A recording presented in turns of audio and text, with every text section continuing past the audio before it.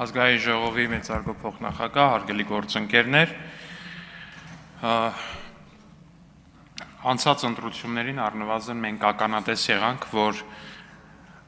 մեզ թվացած 2018-ից հետո փակված ընտրակաշառքի էջը որոշ ուժեր փորձ արեցին վերակենդանացնելու։ Փորձ արեցին Հայաստանի Հանրապետության քաղաքացիների ճակատին նորից գնապիտակ փակցնելու։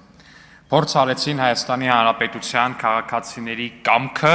եւ Հայաստանի Հանրապետության քաղաքացիների արժանապատվությունը գնելու։ Նրանց դա հաջողվեց անել ընդամենը մասամբ, որովհետեւ նրանց վերջնական պլանում ու կամ առնվազն նրանց կողմից ծախսված փողերի քանակը նայելով ակնհայտ է, որ նրանց ախորժակը շատ ավելի մեծ էր։ Սիրելի գործընկերներ եւ սիրելի քաղաքացիներ, հենց քարոզարշավի օրերին էր, որ Ազգային ժողովի նախագահ պարոն Սիմոնյանի, Պետաիրավական հանձնաժողովի նախագահ Տիկին Ջուլհակյանի, Տիկին Ալխազ Ղազարյանի հետ որոշեցինք, որ այս նախագիծը պիտի բերենք եւ խստացնենք սրանով ընտրակաշառք տալու,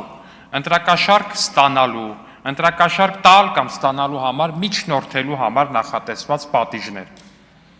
Տվյալ նախագծով, սիրելի գործընկերներ եւ սիրելի քաղաքացիներ, նախատեսվում է, որ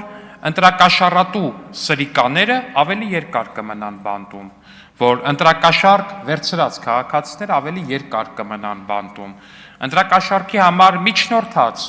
քաղաքացիները ավելի երկար կմնան բանտում։ Սրան զուգահեռ մենք նաև նախատեսում ենք հատուկ կարգավորումներ, որ ընտրակաշառք բաժանած բոլոր սրիկաները շատ երկար ժամանակ չկարողանան զբաղեցնել պետական, համայնքային, ծառայողական պաշտոններ, հանրային պաշտոններ, ավելի մանրամասն կառավարության ներկայացուցիչը կարծում եմ կներկայացնի, որովհետև այս մասով որոշակի քննարկում կար երեք հանձնաժողովի նիստում։ Մի խոսքով, սիրելի քաղաքացիներ, ինչի մասին է օրենքի նախագիծը։ Օրենքի նախագիծը նրա մասին է, որ ընտրակաշառատու սրիկաները պիտի պատժվեն եւ ընտրակաշառատու սրիկաները պատժվելու են։ Շնորհակալություն։